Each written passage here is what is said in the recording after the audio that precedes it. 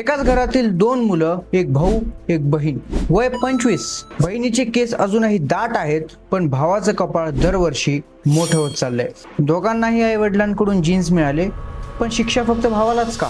का जगातील लाखो पुरुष त्यांच्या 20व्या वर्षातच केस गमवायला सुरुवात करतात आणि बहुतेक महिलांना त्याचा परिणाम खूप उशिरा दिसतो? का काहींचं कपाळ मागे जातं तर काहींच्या डोक्याच्या मध्यभागी टक्कल पडतं? आणि सर्वात आश्चर्याची गोष्ट म्हणजे आजपर्यंत असा एकही माणूस का सापडला नाही ज्याच्या कानाजवळचे केस गेले पण डोक्यावरचे केस जसंच तसे राहिले. तुमच्या डोक्यावरचे केस किती दिवस टिकणार आहेत याचा निर्णय कदाचित तुमच्या जन्मा अगोदरच झालेला आहे. आपण टक्कल पडण्याबद्दल बोलतो, पण खरंच ही समस्या किती मोठी आहे? कारण जर तुम्ही आजूबाजूला पाहिलं तर कदाचित तुम्हाला वाटेल की टक्कल पडणं ही काही मोजक्या लोकांची समस्या आहे, पण वास्तव खूप वेगळं आहे. जगभरातील अनेक संशोधनामध्ये असं आढळून आलं आहे की जसं वय वाढत जाईल तसं हेअर लॉसचं प्रमाणही वाढत जातं. 18 ते 29 वयोगटातील पुरुषांमध्ये सुमारे 16% लोकांमध्ये स्पष्ट हेअर लॉस दिसून येतो. 40 ते 49 वयोगटामध्ये हा आकडा 50% सुद्धा पुढे जातो. आणि वयाच्या 50व्या वर्षापर्यंत पोहोचल्यावर जगातील जवळपास निम्म्या पुरुषांना काही ना काही प्रमाणात मेल पॅटर्न हेअर लॉस आढळून आला आहे. म्हणजे जर एका खोलीत 10 पुरुष उभे असतील तर त्यापैकी साधारण 5 जणांना आयुष्यात कधीतरी हेअर लॉसचा सामना करावा लागणार आहे. इथे आणखी एक गोष्ट आहे, टक्कल पडणं हे वयस्कर लोकांची समस्या नाहीये. अनेक पुरुषांमध्ये याची सुरुवात 20 ते 30 वर्षांच्या दरम्यान होते. काहींमध्ये तर वयाच्या 21 वर्षापूर्वीच हेअर लॉसची पहिली चिन्ह दिसायला लागतात. म्हणूनच ही गोष्ट फक्त सौंदर्याची नाहीये, ही गोष्ट जगभरातील कोट्यावधी लोकांच्या आत्मविश्वासाशी जोडलेली आहे. पण जर ही समस्या एवढी साधारण आहे तर मग अनेक लोकांचे केस 17व्या वर्षीपर्यंत टिकतात आणि काही लोकांचे केस 25व्या वर्षीच गळायला सुरुवात का होते? याच उत्तरासाठी आपल्याला शरीरातील एक केमिकल, एका रसायनाकडे पाहावं लागेल ज्याचं नाव आहे DHT. तुमच्या डोक्यावरचे केस अचानक गायब होत नाहीत. रात्री झोपलात आणि सकाळी अचानक तुम्हाला टक्कल कधीही पडत नाही. ही प्रोसेस खूप स्लो आहे आणि अनेक वर्षानुवर्षी चालते. आणि या प्रोसेस मागे एका केमिकलचा हात आहे आणि तोच केमिकल आहे DHT.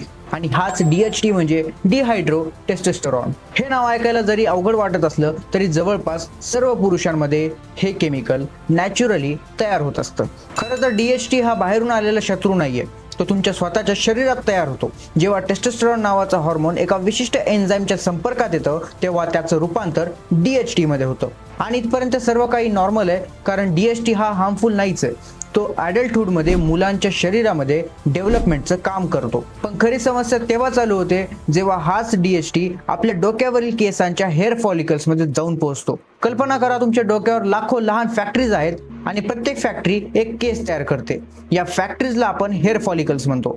काही लोकांमध्ये या फॉलिकल्सची अरेंजमेंट अशी असते की हा DHT या फॉलिकलसाठी खूप जास्त सेन्सिटिव्ह ठरतो आणि त्यामुळेच एकदा DHTचं आक्रमण झालं की तिथे चालू होतं एक कोल्ड वॉर आणि एक लॉंग लास्टिंग वॉर. पहिल्या वर्षी काहीच जाणवत नाही, दुसऱ्या वर्षी काहीच जाणवत नाही, पण हळूहळू हे फॉलिकल्स खूप जास्त कमकुवत व्हायला लागतात.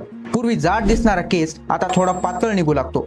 पूर्वी मजबूत असलेला केस आता कमकुवत होतो आणि प्रत्येक नवीन सायकलमध्ये हा फॉलिकल आणखीन लहान व्हायला लागतो. शेवटी एक अशी वेळ येते जिथे हा फॉलिकल तर जिवंत असतो, पण तो तयार करणारा केस एवढा थिन असतो, एवढा बारीक असतो की तो आपल्याला दिसतच नाही. आणि काही वर्षानंतर हाच फॉलिकल ते केस बनवणं सुद्धा बंद करतो. यालाच विज्ञानाच्या भाषेमध्ये मिनिएचरायझेशन म्हणतात. आणि हाच तो क्षण असतो जेव्हा माणूस आरशात पाहून म्हणतो, माझे केस कमी व्हायला लागलेत. पण खरी गोष्ट अशी आहे, हेअर लॉस त्या दिवशी झालेला नसतो. हेअर लॉस हा मागच्या बऱ्याच वर्षापासून चालू झालेली एक क्रिया असते. आता DHT हा सर्वांच्या शरीरात असतो. DHT म्हणजे डिहायड्रो टेस्टोस्टेरॉन. मग सर्वांच्या शरीरात असतो तर मग सर्व पुरुष टकले का होत नाहीत? आतापर्यंत आपण एक गोष्ट समजून घेतली की DHT हा हेअर लॉस मागचं सर्वात मोठं कारण आहे. पण जर DHT हे सर्व पुरुषांमध्ये असतं तर सर्व पुरुष वयाच्या 30व्या वर्षी टकले का नाही होत? का काही जणांचे केस हे 70 वर्षापर्यंत टिकतात आणि काही जणांचे केस 25व्या वर्षीच गळायला सुरुवात होते? याचं उत्तर आहे जेनेटिक्स, म्हणजेच तुमची अनुवांशिक रचना. लोक नेहमी विचारतात, टक्कल आईकडून येतं का किंवा टक्कल वडिलांकडून येतं का? पण वास्तव यापेक्षा खूप जास्त गुंतागुंतीचं आहे. सायंटिस्टने आतापर्यंत अशा अनेक जीन्स ओळखल्या आहेत जे केसांच्या लाईफवर परिणाम करतात. काही जीन्स आईकडून येतात, काही वडिलांकडून आणि काही दोघांकडून मिळून काम करतात. म्हणून तुमचे वडील जर टकले असतील तर तुम्हीही टकले व्हाल असं काही नसतं. आणि तुमच्या वडिलांना खूप जास्त केस आहेत म्हणजे तुम्ही सुरक्षित आहात असंही काही नाहीये. खरा प्रश्न असतो तुमच्या हेअर फॉलिकल्सचा DHT प्रतीच्या सेन्सिटिव्हिटीचा. कारण हा फक्त हॉर्मोनचा गेम नाहीये, हा हॉर्मोन आणि जेनेटिक्स या दोघांच्या पार्टनरशिपचा गेम आहे. आणि तेच खरे एक्साइटमेंट चालू होते, कारण जेनेटिक्स एवढे महत्त्वाचे असतील तर एकाच घरातला भाऊ टकला होऊ शकतो आणि त्याची बहीण जवळजवळ सामान्य राहू शकते. का? कारण जेनेटिक्स ही या गोष्टीची फक्त अर्धी बाजू आहे. उरलेली अर्धी बाजू ही हॉर्मोन्सची आहे. पुरुषांच्या शरीरात टेस्टोस्टेरॉनचं प्रमाण हे महिलांच्या शरीरापेक्षा खूप जास्त असतं आणि याच टेस्टोस्टेरॉन पासून डीएसटी तयार होतो. म्हणजे ज्या रसायनामुळे हेअर फॉलिकल्स कमकुवत होऊ शकतात तेच पुरुषांच्या शरीरात सगळ्यात जास्त असतात. आणि महिलांच्या शरीरात सुद्धा टेस्टोस्टेरॉन आणि डीएसटी असतात, पण त्याचं प्रमाण खूप कमी असतं. याशिवाय महिलांच्या शरीरात इस्ट्रोजन नावाचं हॉर्मोन जास्त असतं. हे हॉर्मोन केसांच्या ग्रोथ सायकलला अधिक काळ टिकून ठेवतं. म्हणूनच अनेक महिलांना वयाच्या 20 किंवा 30व्या वर्षी स्पष्ट टक्कल पडलेलं दिसत नाही. याचा अर्थ महिलांना हेअर लॉस होत नाही असं नाहीये. त्यांना सुद्धा हेअर लॉस होतो, पण त्याचे विविध पॅटर्न्स असतात. पुरुषांमध्ये हेअरलाईन मागे जाते, क्राऊन एरिया रिकामा होतो आणि काही वेळा पूर्ण टक्कल पडतं. महिलांमध्ये मात्र बहुतेक वेळा संपूर्ण डोक्यावर थिनिंग दिसते. म्हणूनच तुम्ही अनेक टकले पुरुष पाहिले असतील, पण पूर्णपणे टकल्या महिला आतापर्यंत कधीच पाहिल्या नसतील किंवा फार कमी प्रमाणात पाहिल्या असतील. जर डीएसटी एवढं शक्तिशाली आहे तर त्याचा परिणाम संपूर्ण शरीरावर व्हायला हवा, पण तो होत नाही. कारण जसं जसं वय वाढत जातं तसं पुरुषाच्या डोक्यावरील केस कमी होतात, पण त्याला दाढी दाट येते. त्याच्या छातीवर केस वाढतात, त्याच्या शरीरावरील केसांची संख्या वाढते आणि पापण्या या तर आयुष्यभर तशाच राहतात. याचं कारण एका शब्दात सांगायचं तर सेन्सिटिव्हिटी. मानवी शरीरात प्रत्येक हेअर फॉलिकल सारखा नसतो. डोक्यावरील फॉलिकल्स एका प्रकारचे असतात, दाढीवरचे दुसऱ्या प्रकारचे, तर पापण्यांचे तिसऱ्या प्रकारचे. आणि प्रत्येक फॉलिकल हे हॉर्मोन्सला विविध प्रकारे रिस्पॉन्ड करतात. हे समजण्यासाठी एक उदाहरण पाहू. एकच सूर्यप्रकाश असतो, पण त्याच प्रकाशात एखादं झाड वेगाने वाढतं तर दुसरं कोंब जातं. कारण प्रकाश सारखा असला तरी प्रतिक्रिया वेगळी असते.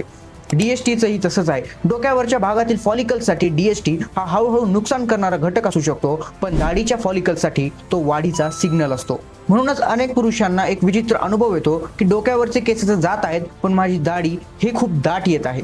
कारण इथे प्रॉब्लेम डीएसटीचा नाहीये, प्रॉब्लेम आहे त्या फॉलिकल्सचा जे डीएसटीला त्या प्रकारे रिस्पॉन्ड करतात. यामुळे हेअर लॉस फक्त हॉर्मोन्सचा विषय राहत नाही, तो जेनेटिक्स आणि हॉर्मोन्स यांच्या एकत्रित परिणामाचा विषय बनतो. आणि याच कारणामुळे डोक्यावरील सर्व केस सुद्धा सारखे नसतात. डोक्याच्या वरच्या भागातील केस जातात, पण कानाजवळचे आणि मागील बाजूचे केस बहुतेक वेळा शेवटपर्यंत टिकून राहतात. कारण त्या भागातील फॉलिकल्स हे डीएसटी प्रति तुलनेने कमी सेन्सिटिव्ह असतात. आणि हाच फरक पुढे जाऊन करोडो रुपयाच्या उद्योगाचा एक पाया बनला, the business of hair transplant. आजकाल अनेक विद्यार्थी शिक्षणासाठी आपलं घर सोडून दुसऱ्या शहरात राहतात. तिथे ते हॉस्टेल, पीजी किंवा किरायाच्या रूम मध्ये राहतात. पण त्यांना काही दिवसानंतर एक गोष्ट जाणवते.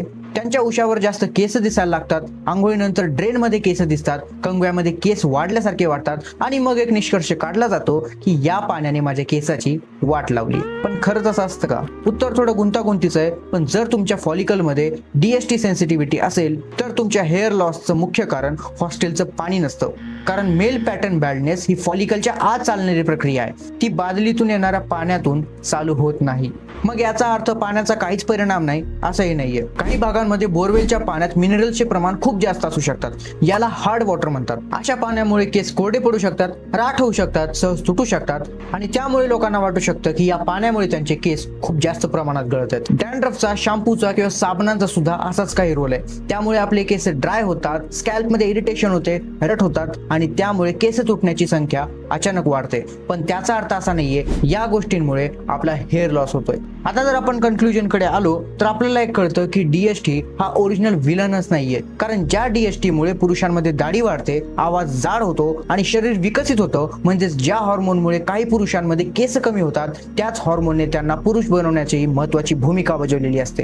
कारण डीएसटी हा तर सेम आहे, फक्त एका पुरुषातील हेअर फॉलिकल्स हे त्याला एका एनिमी सारखं पाहतात, तर दुसऱ्या पुरुषातील हेअर फॉलिकल्स त्याला पूर्णपणे इग्नोर करतात. आता इथे एक महत्वाची गोष्ट अशी आहे की हेअर लॉस हा कोणता रोग नाहीये, तो अनेक वेळा मानवी शरीराचा एक नैसर्गिक जैविक प्रवास असतो. तो काही लोकांसाठी तो भावनिक दृष्ट्या कठीण असू शकतो, कारण केस हे फक्त केस नसतात, ते आत्मविश्वास असतात, ओळख असते आणि स्वतःकडे पाहण्याचा दृष्टिकोन असतो. म्हणूनच काही लोक हेअर लॉसमुळे खचतात, स्वतःला कमी समजू लागतात आणि लोक काय म्हणतील याचा जास्त विचार करतात. पण एक प्रश्न स्वतःला विचारून बघा की तुमच्या आयुष्यातील सर्वात महत्वाची गोष्ट ही तुमची केस आहेत, तर मग तुमची ओळख नेमकी काय आहे? कारण हिस्ट्री, बिझनेस, सायन्स, पॉलिटिक्स मध्ये असे अनेक व्यक्तिमत्व आहेत जे लोक टकले होते किंवा ज्यांना आज सुद्धा टक्कल आहे. आणि जर तुम्ही हा व्हिडिओ पाहणारी एखादी मुलगी किंवा एखाद्या व्यक्तीची मैत्रीण, पत्नी, बहीण किंवा कुटुंबातील सदस्य असाल ज्याला हेअर लॉसचा सामना करावा लागत आहे, तर त्याची चेष्टा करू नका. कारण तो आरशात उभा राहून जे पाहतो ते कदाचित तुम्हाला दिसतच नाही.